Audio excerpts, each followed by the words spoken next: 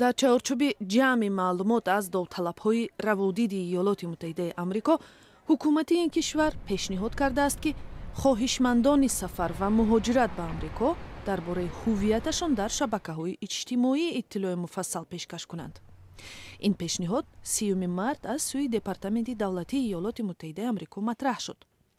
агар маъмурият ва бюҷети Иёлоти Муттаҳидаи Амрико ин пешниҳодро тасдиқ кунад, ҳар довталаби сафар ва иқомат дар Амрико бояд хабар диҳад, ки дар давоми 5 соли гузашта дар кадом шабакаҳои иҷтимоӣ ва бо кадом ному насаб фаъол будааст.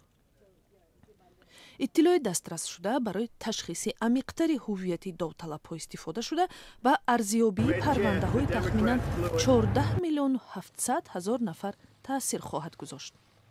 ин пешниҳод ба ваъдаи президенти Иёлоти Муттаҳидаи Амрико Доналд Трамп дар мавриди таҳқиқи ҷиддии довталабҳои зиёрат аз Иёлоти Муттаҳидаи Амрико, ки ҳадаф аз он ҷилавгирӣ аз терроризм аст, мувофиқат мекунад.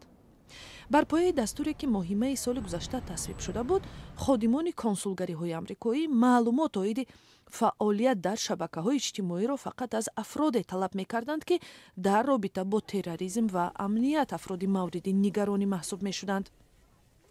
пешниҳоди нав ҳафтаи гузашта дар феҳристи федералии Иёлоти Муттаҳидаи Амрико нашр шуд. баъди 60 рӯзи арзёбӣ идораи маъмурият ва бюҷети Амрико инро тасдиқ ва ё рад хоҳад кард.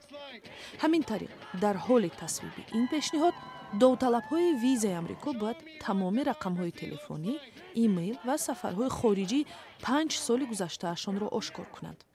онҳо ҳамчунон водор хоҳанд буд, ки дар бораи ихроҷ шуданашон аз кишварҳои дигар ва ширкат доштан ва ё надоштани хешу ақрабояшон дар фаъолиятҳои террористӣ маълумоти муфассал пешниҳод кунанд.